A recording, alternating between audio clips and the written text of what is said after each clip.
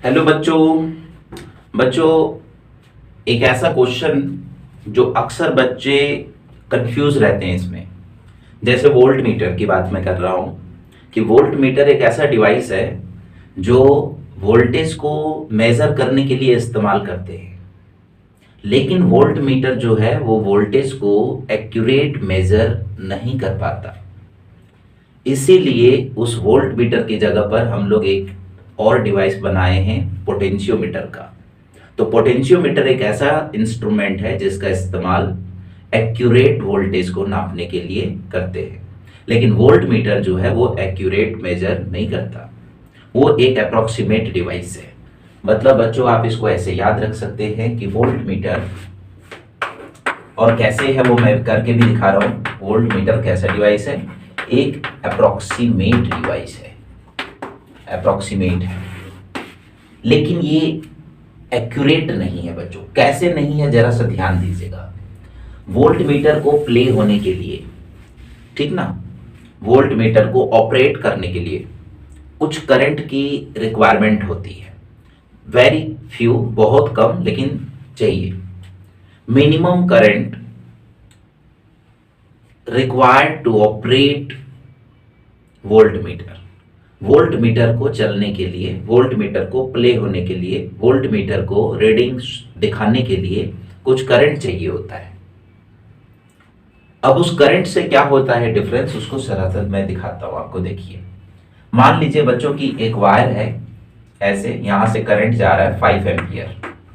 5 ampere current जा रहा है, इसको ए टर्मिनल से बी टर्मिनल तक पहुंचना है, यहां तक पहुंचना है 5 एम्पियर करंट को। इस वायर का अपना एक रेजिस्टेंस है, उस रेजिस्टेंस को मैं लिख लेता हूं। ये रेजिस्टेंस है बच्चों 100 ओम। अब मैं अगर आपसे पूछता हूं कि कितना वोल्टेज है, तो वोल्टेज मिला मुझे 500 वोल्ट, है ना। ये इसका ओरिजिनल है जो मैं देख रहा हूं। वायर का रेजिस्टेंस 100 और करंट जा रहा है 5 एम्पियर, तो वोल्टेज कितना हो गया? 500 volt. V equal to I multiply by R। अब हम इस 500 वोल्ट को नापना चाहते हैं वोल्ट मीटर से। तो हमने वोल्ट मीटर को लगाया। वोल्ट मीटर को लगाने का हमारा स्टाइल आप जानते हैं, पैरेलल होता है, ठीक। तो हमने यहां पर एक वोल्ट मीटर को पुट किया पैरेलल, कुछ इस तरीके से। ये कॉम्बिनेशन हो गया पैरेलल का, वोल्ट मीटर लगा दिया। जैसे हमने वोल्ट मीटर लगाया बच्चों, तो अभी मैंने बताया कि वोल्ट मीटर को चलने के लिए क्या चाहिए? कुछ करंट चाहिए, बहुत थोड़ा चाहिए लेकिन चाहिए। तो यहां से जो 5 एम्पियर करंट आ रहा था वो अब इधर चला गया, मान लीजिए 0.1 एम्पियर। 0.1 एम्पियर करंट इसमें चला गया, क्योंकि यहां पर करंट डिवाइड हो रहा है। कुछ करंट इधर आया, कुछ करंट इधर आया। इस वायर का रेजिस्टेंस इस वायर के रेजिस्टेंस से कम है, इसलिए हम ये कह सकते हैं कि इधर करंट जो है वो ज्यादा जा रहा है, क्योंकि रेजिस्टेंस कम है। इसका रेजिस्टेंस ज्यादा है, इसलिए उधर करंट कम जा रहा है। तो इधर करंट गया 0.1 एम्पियर, तो इधर कितना करंट जा रहा है? 4.9 एम्पियर।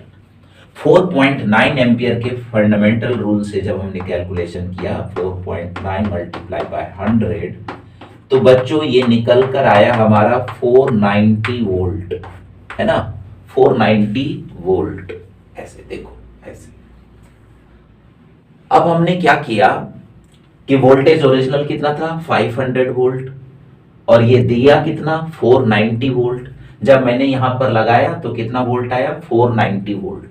लगा करके और वोल्ट मीटर निकाल लिया।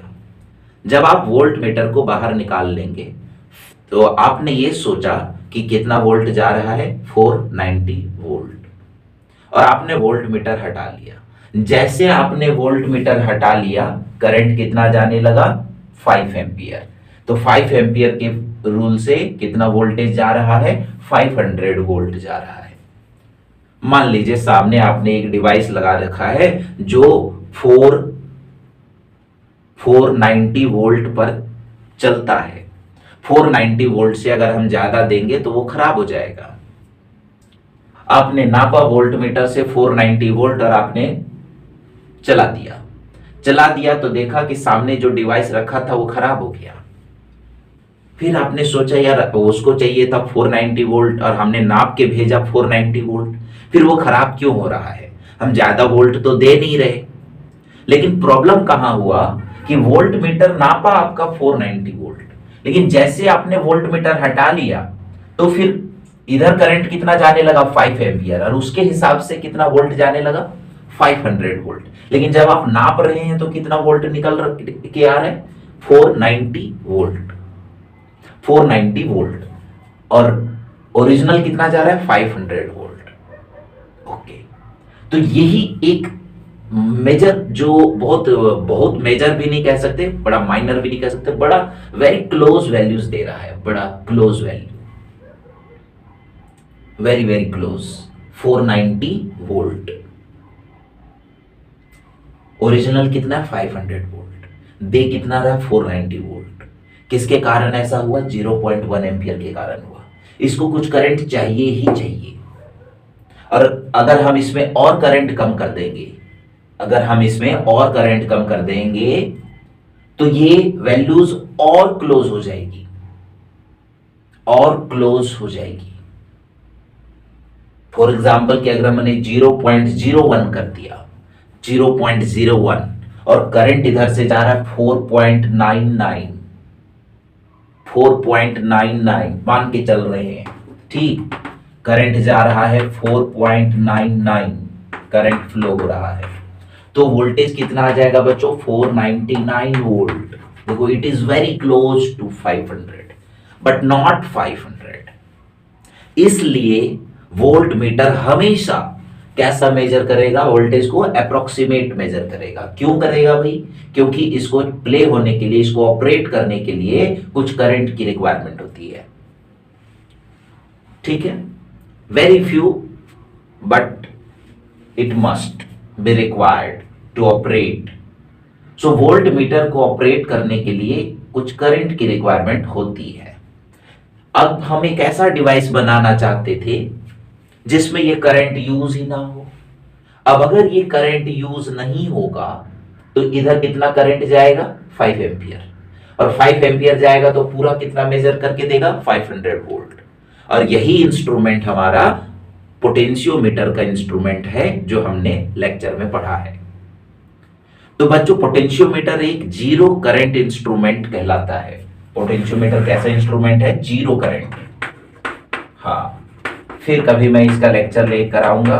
Potentiometer is a zero current instrument. हाँ, इसको चलने के लिए कोई करंट की रिक्वायरमेंट नहीं होती है, लेकिन इसको चलने के लिए करंट की रिक्वायरमेंट होती है, जिसके कारण ये एक्यूरेट मेजर नहीं करता। वोल्ट मीटर एक अप्रोक्सीमेट डिवाइस है, अप्रोक्सीमेट डिवाइस है। तो बच्चों इसको आप नोट कर लीजिए, ध्यान से रखना है, चीजों को समझना है। इसको आप नोट नहीं भी करेंगे तो चलेगा, लेकिन बस ये जानना है कि वोल्ट मीटर जो है वो क्यों, आखिर वोल्ट मीटर अप्रोक्सीमेट मेजर क्यों करता है। तो ये है इसका आंसर, तो इसको नोट कर लीजिए। Thank you.